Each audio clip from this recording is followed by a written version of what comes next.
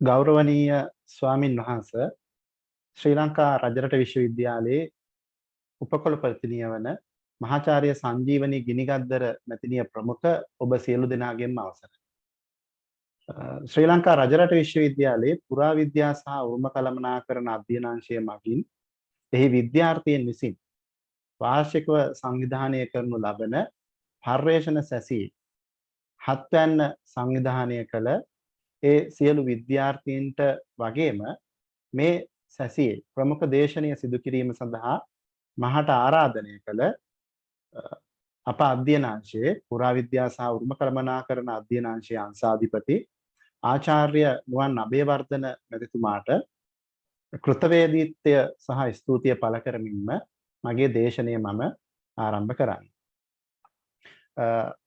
මේ දේශනය මා විසින් සංවිධානය කරද්දී නැත්නම් මේ දේශනයට මම සූදානම් වෙද්දී මා බලාපොරොත්තු වූයේ භෞතිකව ඔබ ඉදිරිපස සිට මේ දේශනය ඉදිරිපත් කරන්න. නමුත් වර්තමානයේ ඇති වී තිබෙන යම් සීමා සහිතකම් නිසා මට එය ඔබ ඉදිරියේදී මේ පරිගණක තිරයක් කරහා අතත්‍ය ලෝකය තුල ඔබට සිදු කිරීමට සිද්ධ වෙනවා. ඉතින් මා භෞතිකව ඔබ ඉදිරියේ සිදු කිරීමට සැලසුම් කළ දේශනයේ යම් සීමාකම් ඒ නිසා ඇති වෙන්නට හැකියාව තිබෙනවා. හරි. එතකොට මගේ දේශනය සඳහා මා තෝරාගත්තේ අතීතය දෘෂ්ටිගත කිරීම හා අනාගතය දක්නා පුරාවිද්‍යාඥයාගේ මෙහෙවර කියන මාතෘකාව. ඉතින් මේ මාතෘකාව යටතේ ඔබගේ චින්තනය සකස් කර ගැනීම සඳහා ඔබගේ සිතුවිලි ධාරාව සකස් කර ගැනීමට අවශ්‍ය කරුණු කීපයක් වෙත ඔබගේ අවධානය යොමු කිරීමට තමයි මා උත්සාහ කරනු ලබන්නේ. එතකොට ඔබට මගේ දේශනයේ පෙළ ගැස්ම ස්ලයිඩ් 30ක පමණ දේශනයක් විදිහට මා මේ පෙළ ගැස්වලා තිබෙනවා. එතකොට මේ දේශනයේ ප්‍රධාන වශයෙන් කොටස් 3ක් හඳුනා ගන්න පුළුවන්. පළමුවෙන් මේ කොටසේදී මා උත්සාහ කරනවා අතීතය දෘෂ්ටිගත කිරීම. අතීතය පැවති තත්ත්වය කුමක්ද කියලා යම් අදහස් කීපයක් ඔබ හරිවේ ගෙනහැරපාන. ඒ වගේම දෙවනුව අතීතයේ සමාලෝචනය කිරීම සහ තෙවනුව මේ දේශනය මගින් ඔබට මා ඍජුව ඉදිරිපත් කිරීමට බලාපොරොත්තු වන අදහස් සමුදාය අනාගතයේ දක්නා පුරාවිද්‍යාඥයාගේ මෙහෙවර යනුවෙන් සංග්‍රහ කරන් කිරීමටත් මා උත්සාහ දරනු ලබනවා. එතකොට ඔබ මේ දකින්නේ ඔබගේ තිරේ ඔබට හුරු පුරුදු සිතියමක්. ශ්‍රී ලංකාවේ ස්ථානගතය. ඉන්දියානු අර්ධද්වීපය ආසන්නයේ ඊට ආසන්න. නමුත් එයින් වෙන් වෙලා අපේ රට වර්ග කිලෝමීටර් 65610ක භූමි භාගයක ව්‍යාප්ත වෙලා තියෙන ඉන්දියානු සාගරයේ තියෙන විශාල දූපතක් වශයෙන් අපේ රට අපිට හඳුනා ගන්න පුළුවන්. ඉතින් අපි දන්නවා අපේ රටට ඉන්දියාව ආසන්න වගේම මාලදිවයින කියන රටත් අපිට යම් කිසි ආකාරයක ආසන්නව පිහිටලා තියෙනවා. ඒ වගේම ඔබ දකිනවා ලක්ෂද්වීප දූපත් ඉන්දියාවේ අපිට යම් කිසි ආකාරයක ආසන්න සමීපතාවයකින් ස්ථානගත වෙලා තියෙනවා. ඉතින් අපි තේරුම් ගත යුතු දේ තමයි අපි භූමියක් වශයෙන් ගත්තාම රටක් වශයෙන් ගත්තාම සම්පූර්ණයෙන්ම ස්වාධීන වෙච්ච මුහුද මගින් ගොඩබිම් සීමා නොමැති වෙනත් රටක් සමග දේශ සීමා ගොඩබිම් දේශ සීමා නොමැති රටක් වශයෙන් අපිට ස්ථානගත වෙන්න හැකියාව ලැබිලා තියෙනවා. ඉතින් අපේ ඉතිහාස සම්ප්‍රදාය අපි විමර්ශනය කරද්දී ඉතිහාසයේ බලවේග අපිට බලද්දී පේන දෙයක් තමයි මේ වෙන්ව පිහිටීම අපිට අපේ යම් අනන්‍ය ලක්ෂණ බිහි කර ගැනීමටත් අපිට දායක වෙලා තියෙනවා. එතකොට අපේ පුරාවිද්‍යාඥයෝ වශයෙන් අපේ ලංකාවේ අතීතය පිළිබඳව අපි අවධානය කරද්දී අපිට පේනවා පහුගිය අවුරුදු 100කට වඩා වැඩි කාලයක සිදු කරපු පුරාවිද්‍යා පර්යේෂණ වලින් ශ්‍රී ලංකාව කියන්නේ තාම ඉහළ ලෝක මට්ටමින් බැලුවත් ප්‍රාග්ඓතිහාසික උරුමයක් ප්‍රාග්ඓතිහාසික තත්ත්වයක් නිරූපණය කරන රටක්. පහුගිය අවුරුදු 100ක පමණ කාලය තුළ 100කට වැඩි කාලයක් තුළ අපේ රටේ විද්වතුන් විසින් විදේශීය විද්වතුන් විසින් කරපු පර්යේෂණ මගින් අපේ රටේ හිටපු මිනිසුන් සහ ඔවුන්ගේ වටපිටාව පරිසරය පිළිබඳව අපිට විශාල අවබෝධයක් ලබා ගැනීමට හැකියාවක් ලැබිලා තියෙනවා. ඒ වගේම මේ ප්‍රාගෛතිහාසික මධ්‍ය ශිලා යුගයේදී අපේ මෙරට ජීවත් වුණ මිනිසුන් දඩයක්කාර රැස් කරන්නෝ අත්කරගෙන තියෙන තාක්ෂණික විශිෂ්ටතාව පිළිබඳව අපිට සුද්‍ර ශිලා ගල් මෙවලම් වගේ දේවල් වලින් ඒ නිපුණතාවය පිළිබඳව අපිට අදහසක් ඇති කරගන්න පුළුවන් වෙලා තියෙනවා. ඊට පස්සේ අපි දන්නවා මේ ගෝලීය වශයෙන් මේ හොලෝසීනේ පසු සමයේ බිහි වෙච්ච ඇති වුණ පරිසරයේ තියෙන මේ හිතකර తত্ত্বය, කෘෂිකර්මය සඳහා පරිසරයට තියෙන වාසිදායක හිතකර తত্ত্বය උපරිමාකාරයෙන් ලබාගෙන ලෝකයේ ප්‍රධාන කලාප 6ක ප්‍රාරම්භක කෘෂිකර්ම පිළිබඳව සාධක අනාවරණය වෙලා තියෙන මැද පෙරදිග ඉඳලා චීනය දක්වා ඒ අතරතුර ප්‍රධාන කලාප 6ක. ඉතින් අපි දන්නවා මේ තත්ත්වය තුල අපේ රට අපි ස්ථානගත කරලා බලද්දී ආචාර්ය රත්නසිරි ප්‍රේමතිලක විසින් ලංකාවේ මධ්‍යම කඳුකරේ උස් භූමිවල සිදු කරපු පර්යේෂණ වලින් මේ හොලෝසීන මේ පසුකාලීන සමයේ ඇතිවෙච්ච පරිසර වාසිය ලබාගෙන කෘෂිකාර්මික ජන සමාජයන් බිහිවීම පිළිබඳව අපේ රටේ සාධක අපිට ඊටාම මැනවින් පෙන්වලා දීලා තියෙනවා.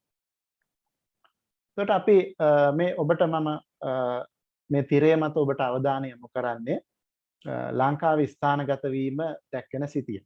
ඉතින් මේ පැරණි ලෝකයේ ඔබ මේ දකින්නේ නව ලෝකයේ නැතුව ඇමරිකා මහද්වීප නැතුව අප්‍රිකානු මහද්වීපය, යුරෝපය, ආසියානු ප්‍රදේශ.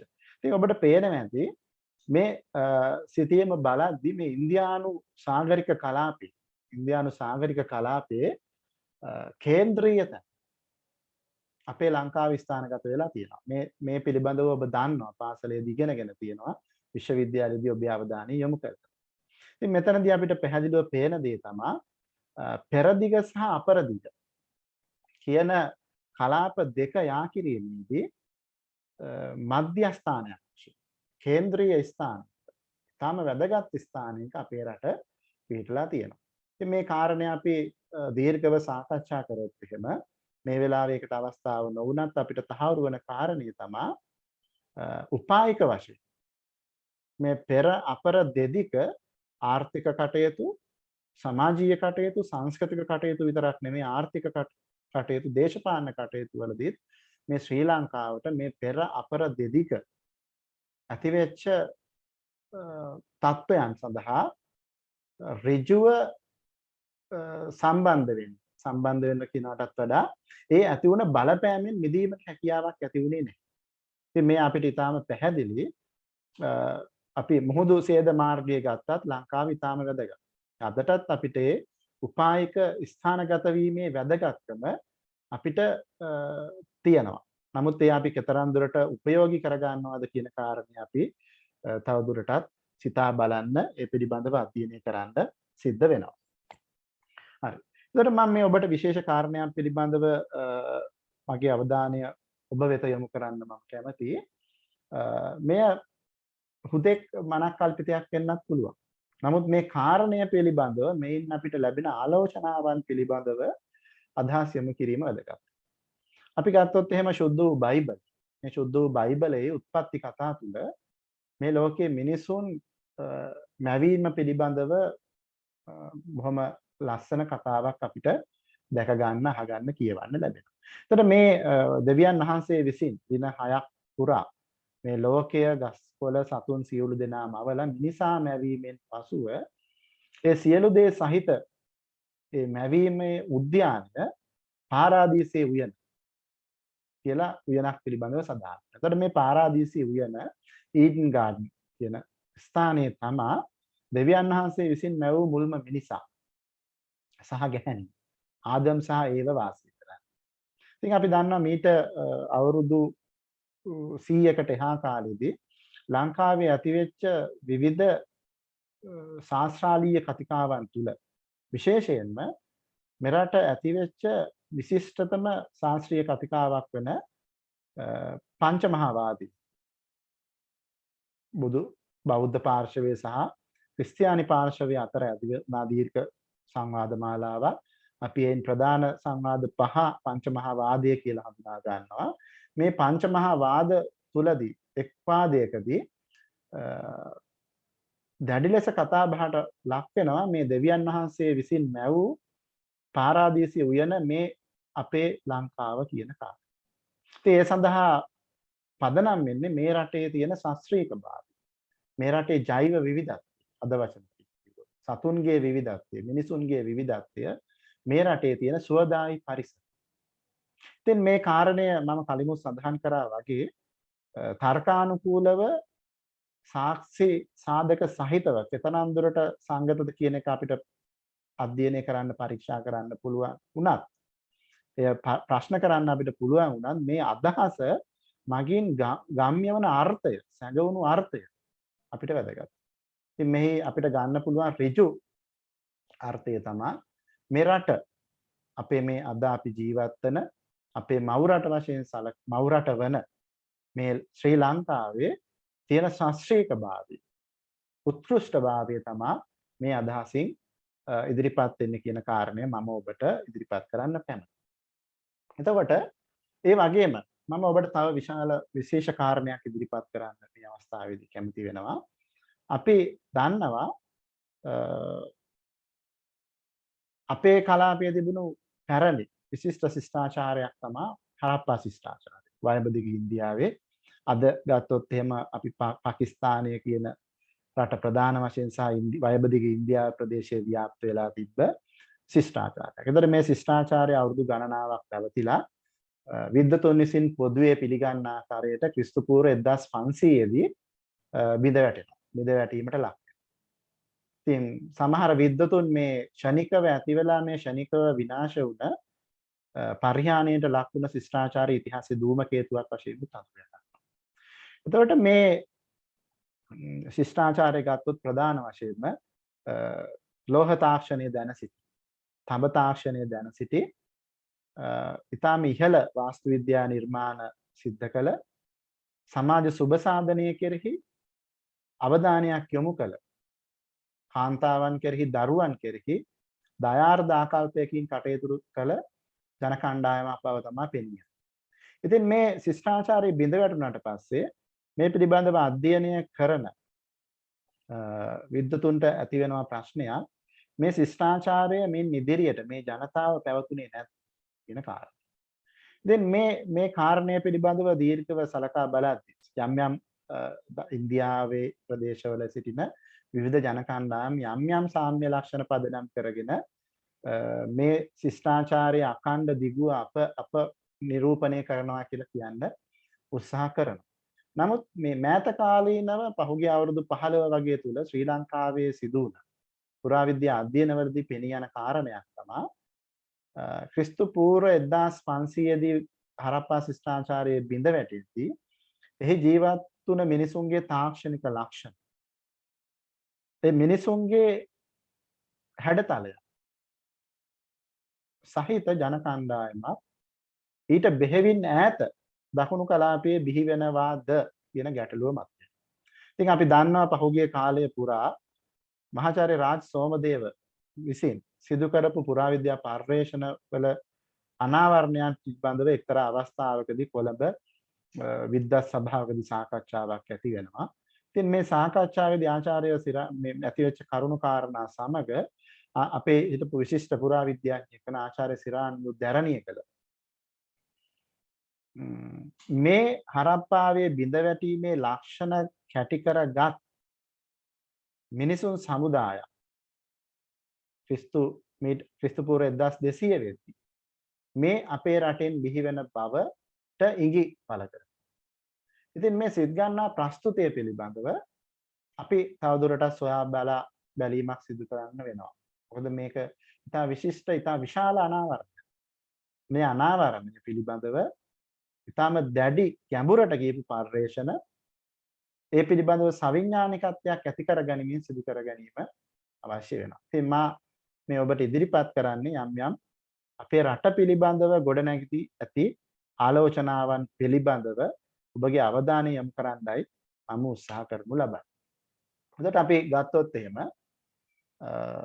අපේ දැනට තියෙන ඉතාම පැහැදිලි පුරාවිද්‍යා සාධකාන්ව බලද්දී අපි දන්නවා අපේ ඓතිහාසික යුගය ක්‍රිස්තු පූර්ව 5 වෙනි සියවස වෙද්දී ආරම්භ වෙනවා.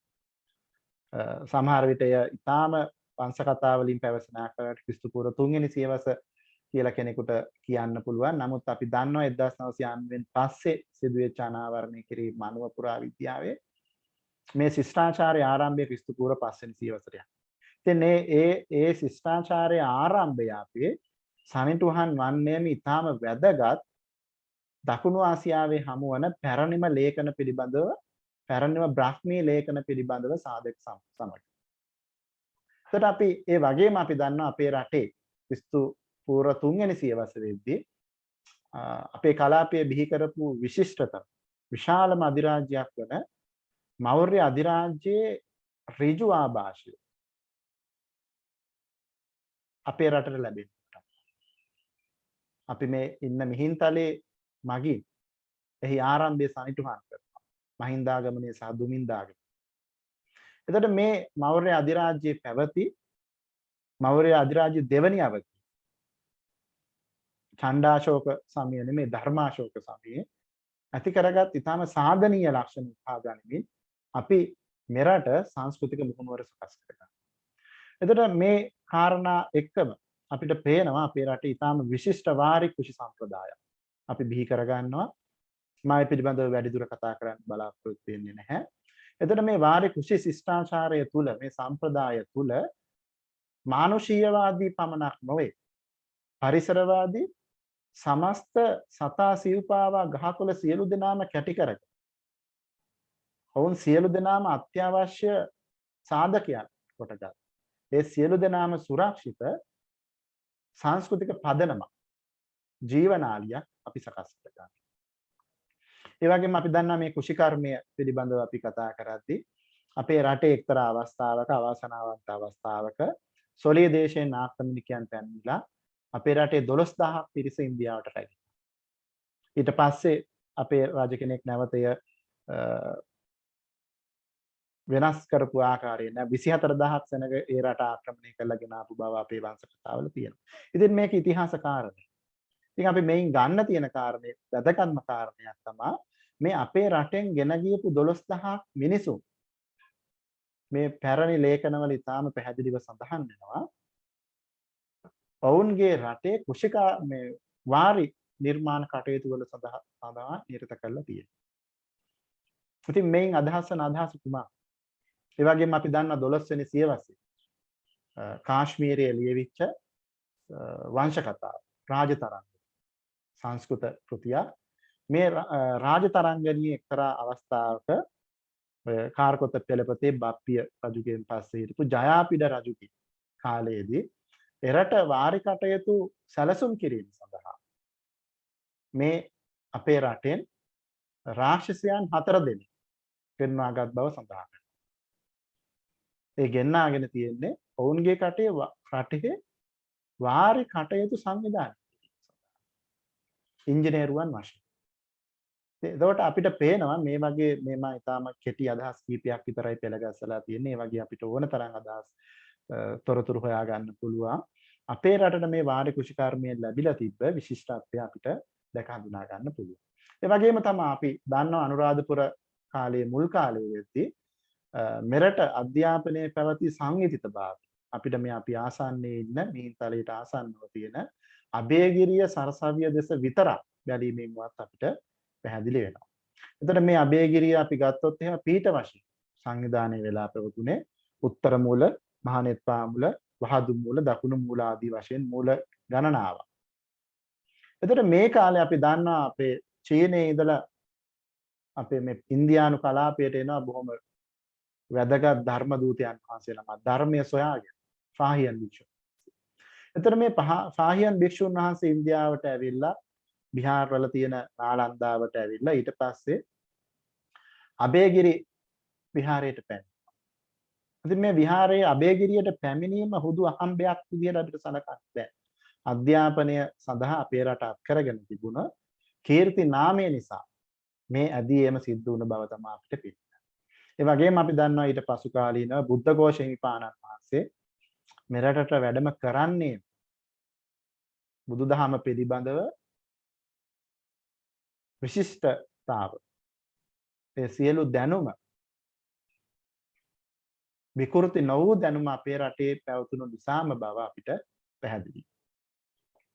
එතකොට මේ වගේ ඉතාම ඉහළ අධ්‍යාපන තත්ත්වයක් මධ්‍යකාලීන අනුරාධපුර යුගයේ වෙද්දී අපේ රටට අත් කරගන්න ඉතාම හොඳ පදනමක් තිබුණු බව අපිට මහින්දාගමනයේ අවස්ථාවේදී සිදු වුණ මෙන්න මේ මිහිඳු අපේ වංශ කතාවල සඳහන් වෙන ආකාරයට මිහිඳු ආමුදුරන් සහ එවකට හිටපු අපේ රජතුමා අතර ඇතිවෙච්ච මේ අඹපැණේ කියලා අපි කියන අඹපැණේ සහ ඥාතිපැණේ කියන කතිකාව තුලින් අපිට පැහැදිලි කරගන්න පුළුවන්. ඉතින් අපි දන්නවා මේ කතිකාවේදී ඔබ සියලු දෙනාම දන්නවා අපිට පැහැදිලි වෙනවා ඇත්තටම දීකෝටික තර්ක න්‍යායට එහා ගියපු චතුස්කෝටික තර්කණයක් මෙතුළ ගැබ්වේ. ඉතින් අපිට ඊටාම පැහැදිලි අපේ තර්කණය, අපේ චින්තනය ගොඩ නැගින්නේ අර ඇරිස්ටෝටලියානු දීකෝටිකයේ අභිභාගී හෙගල්ගේ ත්‍රිකෝටිකයත් අපෝහකයත් අභිභාගීපු චතුස්කෝටික තර්කණයක් තුල. ඉතින් මේ චතුස්කෝටික තර්කණයක් තුල සිටීම අපිට වාසි සහ අවාසි කියන දෙකම එක්තරා ආකාරයකට උදා වෙලා තියෙනවා. මම හිතන විදිහට අපේ රටේ තුල මෘදු මිනිසුන් ආකෘතිගත නොවන මිනිසුන් බිහිවීම සඳහා මේ චතුස්කෝටික න්‍යාය අනුව අපි කටයුතු කිරීම පාදක වෙලා ඇති.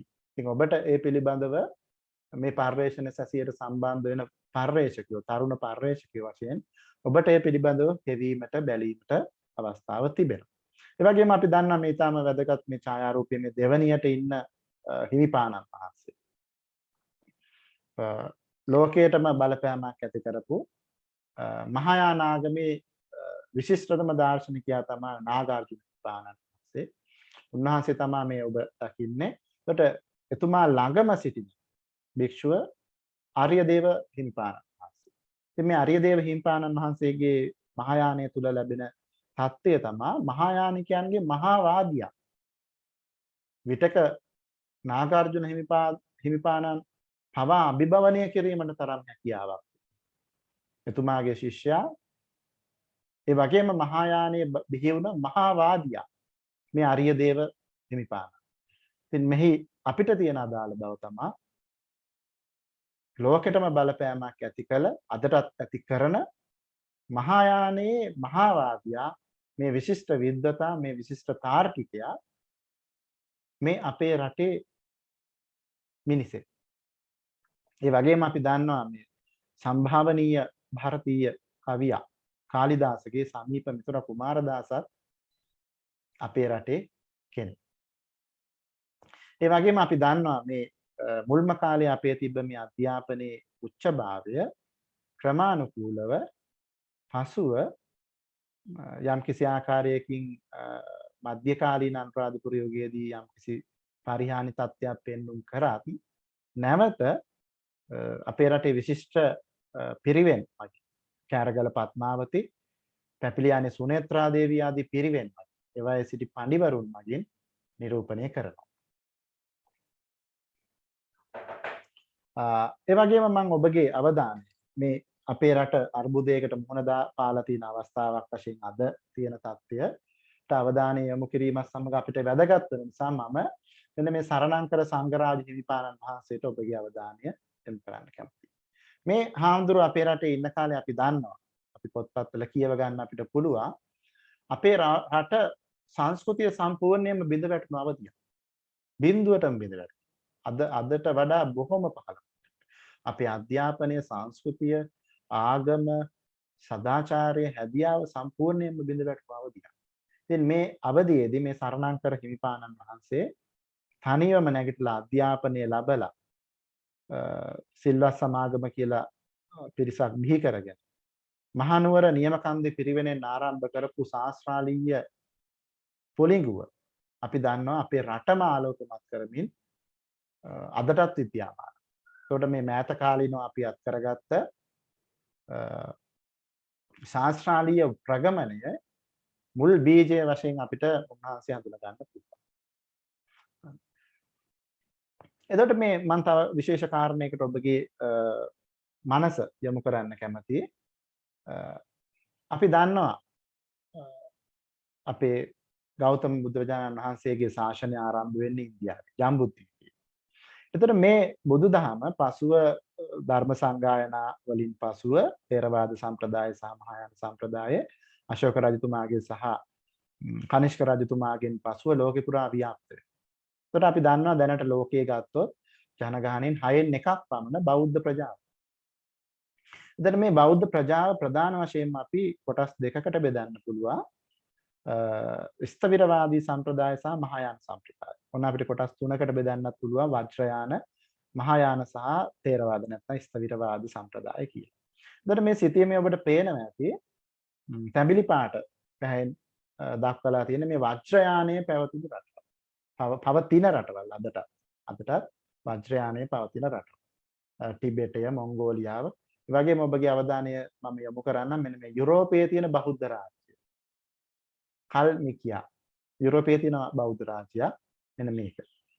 එතකොට ඊට පස්සේ මහායානවාද විශේෂයෙන්ම චීනය, ජපානය, කොරියාව වගේ කලාපී සහ රතු පාටින් දක්වලා තියෙනවා මේ ථේරවාද සම්ප්‍රදාය රට. ඉතින් මේ ථේරවාද සම්ප්‍රදාය රටවල් කීපයක් තියෙනවා. ලාओසය, මියන්මාරය, තායිලන්තය, කාම්බෝජිය වගේ රටවල්. එතකොට මේ චීනයේ දකුණු පළාතේ කොටසක් මේ ථේරවාද සම්ප්‍රදාය ගරු කරන ඒ අදහන ප්‍රදේශය. එතකොට මේකේ තියෙන විශේෂත්වය තමයි අපේ බෞද්ධ සම්ප්‍රදාය ගැන අපි කතා කරද්දී අපි ගුරු කරගන්නවා මෞර්ය සම්ප්‍රදාය. අශෝක අධිරාජ්‍යය ගැන තමයි අපි කියන්නේ අපේ වංශ කතාවේ.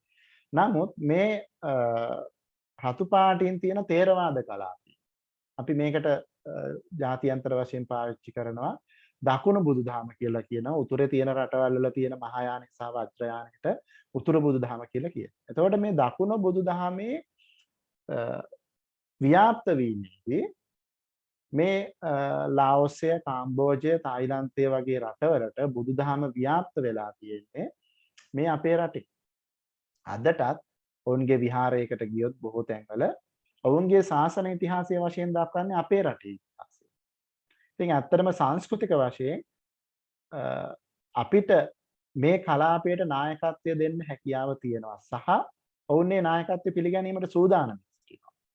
නමුත් අවාසනාවට මේ සමහර රටවල් සමග අපිට තානාපති සම්බන්ධතා පවා මේ වෙනතෙක් අපි ඇති කරගෙන නැහැ. ඉතින් මේවා අපිට තියෙන යම් භව්‍යතා අපේ රට ජාත්‍යන්තර වශයෙන් ගොඩනැගීමේදී අපිට තියෙන භව්‍යතා. ඉතින් මේ වගේ අවස්ථාවකදී පුරාවිද්‍යාව, ඉතිහාසය වගේ ශාස්ත්‍රවලට, සංස්කෘතික අධ්‍යයන වගේ ශාස්ත්‍රවලට ඉතා විශාල කාර්යභාරයක් තියෙනවා මේ වගේ කරුණු කාරණා මතු කරලා දක්වන්න. එතකොට මේ චීනයේ එක කතාවක් තියෙනවා මේ දකුණු බුදුදහම ව්‍යාප්ත වෙලා තියෙන රටවල් ටික මකරේ බලගතු කෙනෙක්. ඔවුන් සලකන්නේ මකරා ඉතාම බලගතුයි. හැබැයි මකරා නිද්‍රාශීලී නිදාගෙන හිටියට මකරා යම් කිසි ආකාරයකට නැගිට්ටොත් එහෙම විශාල විපර්යාසයක්. එහෙම නැත්නම් විශාල විනාශයක්. ඉතින් මේ චීන සම්ප්‍රදායේ තියෙන හරි ලස්සන කතාවක් තමයි මේ මකරාගේ හිස ශ්‍රී ලංකාව. අපේ රට. ඉතින් ඒ නිසා මේ කරුණු කාරණා අපි මතු කරලා මම කලින් සඳහන් කරා වගේ ශාස්ත්‍රාලීය පසුබිමක් තුලින් අපිට මේ වාගේ තියෙන වැදගත්කම අපේ ආර්ථික පුනර්ජීවනය සඳහා, සංස්කෘතික පුනර්ජීවනය සඳහා භාවිත කිරීමේ හැකියාව තියෙනවා. දැන් අපි දන්නවා ඊට පස්සේ 1505න් පස්සේ අපිට බටහිර ආభాෂය ලැබෙනවා. ඊට පස්සේ අපිට 815 දී අපි සම්පූර්ණයෙන්ම බටහිර යටත් විජිතයක් බවට පත් වෙනවා. එතකොට මේ කාලේ අපිට බටහිර විශේෂයෙන්ම එංගලන්තයේ යටත් විජිත පාලකයන් විසින් අපේ රටේ අධ්‍යාපනය කියන එක ආරම්භ කරනවා. එතකොට මේ ආරම්භ කරන අධ්‍යාපනයේ ප්‍රධාන කාර්යය තමයි අධිරාජනීයට සේවය කිරීම තමයි අධ්‍යාපනයේ පරමාර්ථය උනේ වෙන දෙයක් නෙවෙයි. එතකොට අපි දන්නවා මේ බටහිර අධ්‍යාපනය ආරම්භ වුණාට පස්සේ මුල් කාලීනව යම් කිසි ධනවත් පවුල් ප්‍රභූ පවුල් කීපයකට විතරයි මේ අධ්‍යාපන වරප්‍රසාදයේ හිමි වුනේ. ඉතින් අපි දන්නවා ප්‍රසිද්ධයි පොන්නම්බලම් පරම්පරාව, බණ්ඩාරනායක පරපුර, මේ කුමාරාස්වාමි පවුල, ඒ වගේ අයට තමයි මේ අධ්‍යාපනයේ අවස්ථාව අපිට හම්බෙන්නේ. නමුත් මේ පසුව ක්‍රමානුකූලව බටහිර ලිබරල් චින්තනයේ නැගීමත් සමග මේ අධ්‍යාපනය යුරෝපයේ නැත්තම් එංගලන්තයේ අධිවෙච්ච අධ්‍යාපනයේ පදනම් කරගෙන අපේ රටවල් වලත් විශ්වවිද්‍යාල කොලේජි ඇතිවීම අපිට දැක ගන්න පුළුවන්. එතකොට මේ විශ්වවිද්‍යාල කොලේජි හරහා අපේ අධ්‍යාපන අවස්ථාව යම් කිසි ආකාරයකින් පුළුල් වුණා. ඊට පස්සේ මෙහි තවදුරටත් වර්ධනය වීමේ ප්‍රතිඵලයක් වශයෙන් ලංකා විශ්වවිද්‍යාලය ආරම්භ වෙනවා. ලංකා විශ්වවිද්‍යාලය ආරම්භ වෙලා පසුව CWW කන්නාන්කර මැතිතුමා වගේ ආදීන් කරපු අරගලවල ප්‍රතිඵලයක් වශයෙන් අපේ රටට නිදහස් අධ්‍යාපනය ඇවිල්ලා අද අපේ තියෙන මේ අධ්‍යාපනය ඔබ අප ලබා ගන්න අධ්‍යාපනය අපිට උරුම වෙලා තියෙනවා. එහෙම නැත්නම් මේ අධ්‍යාපනයේ පදනම සකස් වෙලා තියෙනවා. ඉතින් අපි මේ අතරතුර මේ විශ්වවිද්‍යාලීය අධ්‍යාපනයට පරිබාහිරව අපේ රටේ යම්කිසි ආකාරයක පිරිවෙන් අධ්‍යාපනයක් පැවතුණා.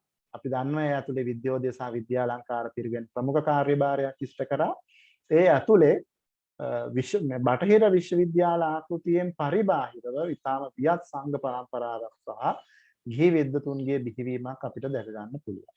ඉතින් මම උදාහරණ කීපයක් ඔබට දක්වලා තියෙනවා. කුමාරතුංග මුනිදාස, මාටින් වික්‍රමසිංහ, අපේ මහා පුරා විද්‍යාඥයෙක්ම සෙන්රත් පරණවිතාන වගේ අය බිහි වෙන්නේ ඇත්තටම මෙන්න මේ අපි මේ ලබා ගන්නා විශ්වවිද්‍යාල අධ්‍යාපනයට පරිබාහිර තල. අපිට ඒවා දීර්ඝ වශයෙන් සාකච්ඡා කිරීමේ හැකියාව තිබුණත් මෙය ඒ සඳහා අවශ්‍ය අවස්ථාව නෙමෙයි. ඒ වගේම අපි අපේ පුරාවිද්‍යා අධ්‍යාපනය බැලුවොත් එහෙම 19 වෙනි සියවසේ දෙවැනි භාගයේදී අපේ යම්කිසි ශාස්ත්‍රීය අධ්‍යාපනයත් සමග අපිට පුරාවිද්‍යා අධ්‍යාපනය නැත්මත් දැක ගන්න පුළුවන්. ඉතින් අපි දන්නවා ලංකාවේ හිටපු පුරාවිද්‍යාව පිළිබඳ විශ්වවිද්‍යාලය පෙරදින විශ්වවිද්‍යාලයේ පර්යේෂණ මහාචාර්යවරයා වුණත් අපේ පුරාවිද්‍යා අධ්‍යාපනයේ පුරෝගාමීත්වයේ හිමි වෙන්නේ විද්‍යෝදය විශ්වවිද්‍යාලයට. එහෙම නැත්නම් අද විදිහට ගත්තොත් ශ්‍රී ජයවර්ධනපුර විශ්වවිද්‍යාලය. ඊට පස්සේ 80 දශකයේදී අපි දන්නවා යුනෙස්කෝ සංස්කෘතික ත්‍රිකෝණ ව්‍යාපෘති ආරම්භ වෙලා මේ පුරාවිද්‍යාව සඳහා නිදහස් අධ්‍යාපනය ඔස්සේ ගැමි තරුණ ප්‍රජාව ඇදීම ඉතාම වැඩි වුණා. ඒ ඔබ අප සියලු දෙනාගේම අපි හරිලා මුන් දිහා බැලුවොත් අපි මෙහි ප්‍රතිඵල. එතකොට මේ අද වෙද්දී අපි දන්නවා ලංකාවේ විශ්වවිද්‍යාල ගණනාවක ඉතිහාසය සහ පුරාවිද්‍යාව සහ උරුම කළමනාකරණය කියන විෂය ධාරාවන් යටතේ විවිධ හැඩතල අරගෙන මේ පුරාවිද්‍යාව අධ්‍යාපනයේ පුළුල් වෙලා තියෙන අතරක් නෙමෙයි පුරාවිද්‍යා පශ්චාත්පාදී ආයතනයකුත් අපේ රටේ ස්ථාපිත වෙලා තියෙනවා. ඒ වගේම අපි දන්නවා අපේ රටේ පාර්ලිමේන්තුවෙන් අනුමත වුණ පනතකින් ශ්‍රී ලංකා පුරාවිද්‍යාඥයන්ගේ සභාව නම් වෘත්තීය සභාවක් ගොඩනැගීමට අපිට හැකියාව ලැබිලා තියෙනවා. ඉතින් මේ විදිහට අපි බලද්දී අපේ පුරාවිද්‍යාව පිළිබඳව දේශීය සහ විදේශීය වශයෙන් පහසුකම් පැවතියත් අපිට මේ වෙලාවේ පොඩි ප්‍රශ්නයක් අපිට අහගන්න පුළුවන්. අපේ මේ මොන දේ තිබුණා අපිට පෞද්ගලිකව වෘත්තියක් වශයෙන් පුරාවිද්‍යාඥයාට තමන්ගේ අනන්‍යතාවය ස්ථාපිත කරගන්න.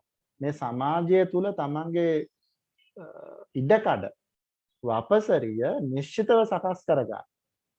අනන්‍යතාව ගොඩනගා ගැනීමට හැකියාව තිබෙනවාද? හැකියාව උදා වී තිබේද කියන එක අපි සහකම්පනයෙන් යුක්තව අපේ හිත ඇතුළටම ගිහිල්ලා අපි අපෙන්ම ප්‍රශ්න කරගන්න. ඉතින් මම මේ වෙලාවේ ඔබට ආරාධනා කරනවා පර්යේෂණ පිළිබඳ උනන්දු විද්‍යාර්ථීන් වශයෙන් ඔබ මේ පිළිබඳවත් ඔබේ අවධානය ලබා දෙන්න. එතකොට හරි. එතකොට අපි දන්නවා අද අපේ රට ඇත්තටම පුරාවිද්‍යා විෂය විතරක් නෙමෙයි සම්පූර්ණ සමස්ත පද්ධතියම අපේ යම්කිසි පරිහානියකට ලක් වෙලා තියෙනවා. ඉතින් මේ අද අපි බැලුවොත් එහෙම අපේ අර්බුදයකට කියපු නැති ශේෂ්ත්‍රයක් නැති තරම්. එතකොට අපි දන්නවා අපේ රට දැන් අවුරුදු 70 ගාණක් තිස්සේ පාවිච්චි සිදු කරන්නේ අපේ පාලකයෝ විසින් අපි තෝරා ගන්නා පාලකයෝ විසින් සකස් කරපු නීති සහ ව්‍යවස්ථා තුළින් තමයි අපේ රට පාලනය කරන්නේ. එතකොට අපිට දීර්ඝ ඉතිහාස සම්ප්‍රදායකුත් තියෙනවා අපි සාකච්ඡා කරා. එතකොට එහෙමනම් අපේම අය හදන නීති වලින් නම් අපි පාලනය වෙන්නේ ව්‍යවස්ථා තුළින්. අපිට හොඳ සම්ප්‍රදායකුත් තිබුණා නම් ඇයි අපි මේ අර්බුදයට යන්නේ කියලා අපි අද සහකම්පනයෙන් යුක්තව සිතා බලන්න අවශ්‍යයි. ඉතින් මෙතනදී මට මේ සුදු මහත්තුරු කිව්ව ප්‍රකාශයක් ඔබට මම උපුටා දක්වන්න. සමෙන් කළු සිතීමෙන් පවා අප වැනි වූ පිරිසක් බිහි කිරීම අප විසින් කළ යුතුයි. මෙන්න සුදු මහතුරු අපේ රටේ අධ්‍යාපනය පටන් ගත්ත කිව්ව කතාව. එතකොට මෙන්න මේ ඡායාරූපයේ සිටින පුජ්‍යලයා අපිට තාම වැදගත්. ඉන්දියාවේ අපේ කලාපයේ අධ්‍යාපනය ආරම්භ කිරීම පිළිබඳව සුදු මහතුරු නැත්නම් ඉංග්‍රීසියෙන් විසින් ඇති කරපු කොමිසමේ ප්‍රධානී තෝමස් බැබින්ටන් මැකෝල් ඉතාම වැදගත් අපිට. ඉතින් මෙයා 1835 දී ඉංග්‍රීසි අධ්‍යාපන පනත කියලා පනතක් ගේනවා ඉන්දියාවේ අධ්‍යාපනයේ ගොඩනගන්න. එතනදී මෙයා මෙන්න මේ කියන කොටස මා සිංහලට පරිවර්තනය කරා ඔබ අප සියලු දෙනාගේම දැනගන්න නිසා. දැනට අපට කළ හැකි හොඳම දෙය අප විසින් පාලනය කරනු ලබන මිලියන ගණනක් වන ජනයා අතුරින් භාෂා පරිවර්තකයන් ලෙස කටයුතු කිරීමට එක් පන්තියක් දී තිබයි. ඔන්න අපේ අධ්‍යාපනය. එනම් සමේ වර්ණයෙන් හා ලේයින් ඉන්දියානුවන් වන නමුත් රසයෙන් අදහස් වලින් සදාචාරයෙන් හා බුද්ධියෙන් ඉංග්‍රීසියෙන් වන පන්තියක් දී තිබයි. අර මං කලින් කිව්ව කතාව. එසේම දැනුම මහජනතාවට පැවරීමට සුදුසු මාදිලිවල උපාධි වලින් ඔවුන්ව සැරසීමට අපිට හැකියාව තිබිය යුතුය. එතකොට මේ දැනුම ගැන කියනවා. ඊට පසු රටේ ස්වදේශීය භාෂා පිරිපහදු කිරීමට බටහිර නාමකරණයන් ණයටගත් විද්‍යාත්මක භාවිතයන් එම භාෂා ධනවත් කිරීමට එම පන්තිය වෙත බාර දීමට හැකියාව ලැබෙන්නේ නැත. ඉතින් මම ඔබට ආරාධනා කරනවා මේ තෝමස් බැබින්ටන් මැකෝලි ගේ ප්‍රකාශය මගින් උත්පාදනය කළ පරම්පරාව අප නොවේද කියලා අප දැඩි ලෙස සාකච්ඡා කරන්න කල්පනා කරන්න අවශ්‍ය වෙනවා. ඉතින් මගේ නම් අදහස ඔබ අප සියලු දෙනා අඩු වැඩි වශයෙන් මේ මැකෝලිගේ දරුවෝ තමයි. ඉතින් මේ මැකෝලිගේ දරුවෝ වන අපට අපේ සමාජයට ගැළපෙන ව්‍යවස්ථා ප්‍රතිපත්ති සම්පාදනය කළ හැකියි. අප බොහොම තද බල ලෙස ඒ කාරණය සිතා බලන්න සිද්ධ වෙනවා. හරි. එතකොට මාගේ දේශනාවේ තුන්වෙනි කොටසට යන්නම් අනාගත පුරාවිද්‍යාඥයන්ගේ දූරදර්ශී. එතකොට අපි දන්නවා පවතින සමාජ දේශපාලන ආර්ථික විතරක් නෙමේ සංස්කෘතික වපසරිය තුල අපිට සිද්ධ වෙනවා මේ පවතින ගෝලීය ප්‍රවණතාත් නිසි පරිදි හඳුනාගෙන අපේ අනාගත පුරාවිද්‍යාඥයන්ගේ මෙහෙවර අර්ථ දක්ව ගන්න සිද්ධ වෙනවා.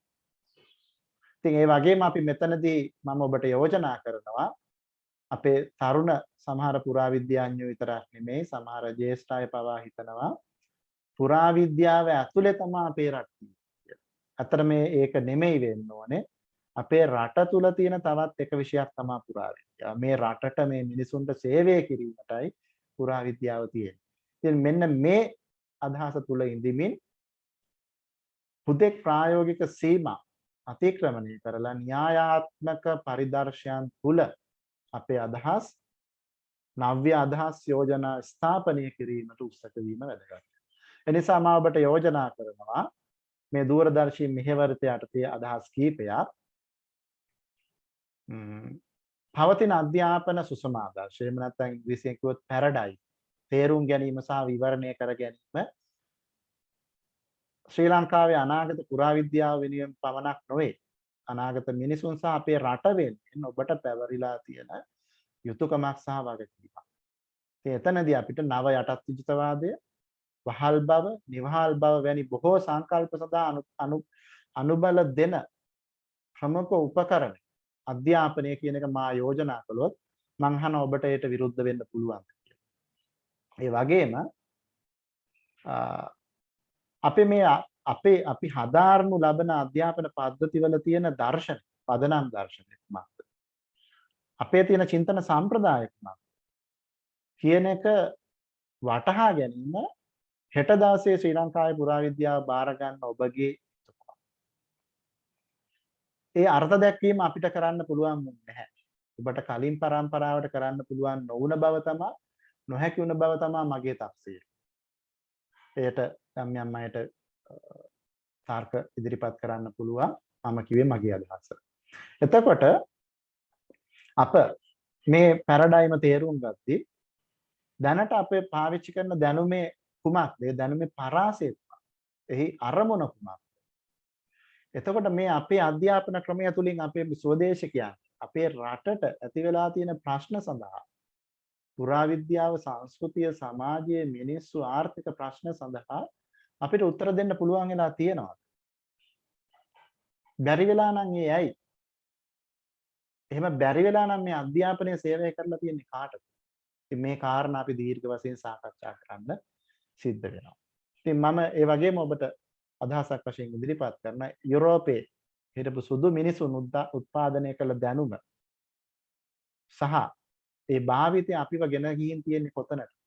අද අපිට ජීවත් වීම පවා අභියෝගයක් වෙලා තියෙනවා මේ අර්බුදයෙන් නේ. එතකොට මේ අර්බුදයෙන් ගොඩ එන්න අපිට පුළුවන් වෙලා නැහැ. හරි. එතකොට අපි දන්නවා අපේ රටේ මේ අපි ජීවත් වන අනුරාධපුර කලාපයේ ගොවිතැනේ නියැලෙන විශාල පිරිසක් වකුගඩු රෝගයෙන් මිය යමින් පවතී. මා ඔබට යෝජනා කරන අපේ ශිෂ්ටාචාරයේ මිය යමින් පවතී. එසේ නොවන බවට අප වග බලාගන්නේ කෙසේද? ඉතින් මම ඔබට සරල උදාහරණයක් මේ පුරාවිද්‍යා තලය මේ දැනුම බටහිර දැනුම මේ දැනට අපි පාවිච්චි කරන පැරඩයිම සුසම ආදර්ශ ක්‍රියා කරන ආකාරය. ඔබ මේ දකින්න අපේ රුවන්වැලි සෑය. අපේ රටේ මිනිසුන්ගේ හිත නිවන ගත සනසන තැන. නමුත් පුරාවිද්‍යාවේ මේක මොනියුමන්ට් එකක්. එතකොට මේ රුවන්වැලි සෑය ඔබ මේ පින්තූරේ දකින්නේ මේ ඔබ දකින්නේ ලෝකයේ තියෙන විශාලම ඊනියා ස්මාරකය. ජේතවන ස්තූපය. ඔබ අතුරින් සමහරක් දන්නව ඇති බොහෝ දෙනෙක් නොදන්නව ඇති මේ ස්තූපය මිය යමින් පවතිනවා. හතරස් කොටුව යටින් පැලුම් හතරක් විශාල යටට ගලාගෙන එනවා. මේ ස්තූපයේ කල්පැවැත්ම පිළිබඳ කිසිම සහතිකයක් කිසිවෙකුට දීමට නොහැකි තත්ත්වයකට පත් වෙලා තියෙනවා මා දන්නා පරිදි. ඉතින් මම ඔබට නැවතත් කියනවා මා කලින් කිව්ව කාරණය අපේ ශිෂ්ටාචාරයේ මේ සිටින්නේ මරණ මංචකයේ නොවේ. එය ගලවා ගැනීම වගකීම යුතුයකම කාර්යය. එතකොට මේ ජාතික අභිලාෂයන් හා අනුගත දැනුම් සුස්පාදාශයේ ගොඩනැගීම කියන එක අනාගතයේ දකිනා පුරාවිද්‍යාඥයන් සිදු කළ යුතු දූරදර්ශී කටයුත්තක් කියලා මම ඔබට යෝජනා කරනවා. ඒ වගකීම දැරිය හැක්කේ ඔබට. ඒකට අප බිහි කරපු අප ජීවත් කරන මේ සංස්කෘතිය ජන සමාජය පිළිබඳව බෙහෙවින් පෙළඹී ගිය මානව දයාවකින් යුක්තව ජනහිතකාමී දැනුම් සමාජයක් බිහි කිරීමේ වගකීම ඒ සඳහා අවශ්‍ය ක්‍රියාකාරකම් ගොඩනැගීමට හැකියාව තියෙන සුදුසුම පුජ්‍යලයේ ඔබ අප. එතකොට මේ මම විශ්වාස කරන ආකාරයට මේ කාර්ය කළ හැකි වන්නේ ප්‍රබින්න දැනුම් පද්ධතියක් ගොඩනැගීමෙන් පමණයි.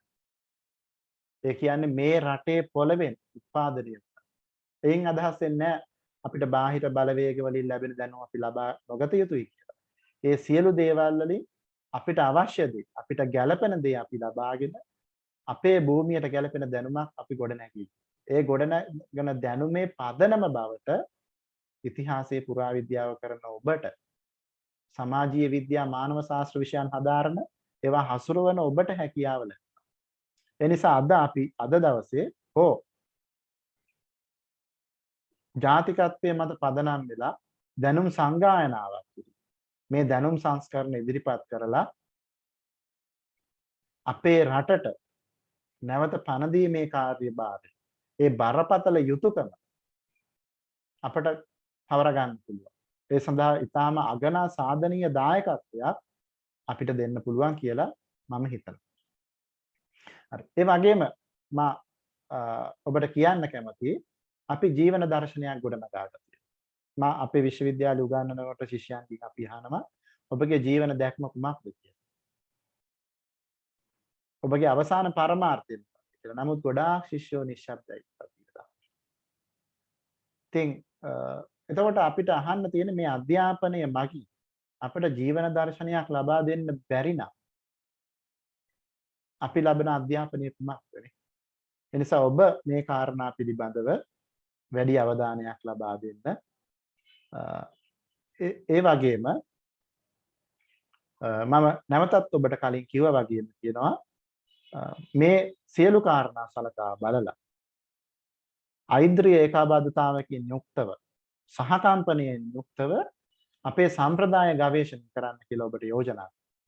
ඉතින් මේ විදිහට අපි ගවේෂණය කළොත් ඓතිහාසික සම්ප්‍රදාය මත පදනම් වෙලා නවීන තත්ත්වයන් පිළිබඳව අපි විපරම් කළොත් සොයා බැලුවොත් නවීන ප්‍රශ්න වලට උත්තර දෙන්න අපි උත්සාහ කරොත් බොහෝ විට අපිට නිශ්චිත පිළිතුරක් හම්බ වෙනවා. ඉතින් මගේ දේශනය අවසන් කරමින්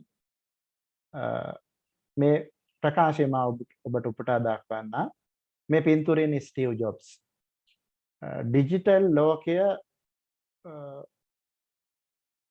ඉතාම ඉහළ මට්ටමට වෙනස් කරන්න.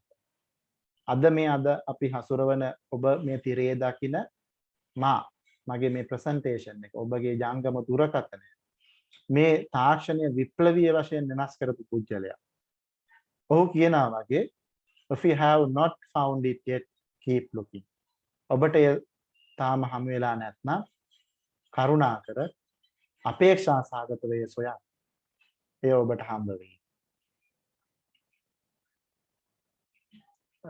අපේ සම්ප්‍රදායේ තියෙන ඉතාම ඉහළ ප්‍රාර්ථනාවක් කරමින් මගේ ආදේශනය අවසන් කරන්න. දේවෝ වසතු කාලේන සස්ස සම්පatti හෝතුච. පීතෝ භවතු ලෝකෝච රාජා භවතු ධම්මිකෝ. කල්වැසි වසීවා කෙත්වතු සාර වේවා. සතසිත නිවේවා රජය දැහැමිව ලොවැඩ වේවා. ඔබ සියලු දෙනාටම තෙරුවන් සරණයි.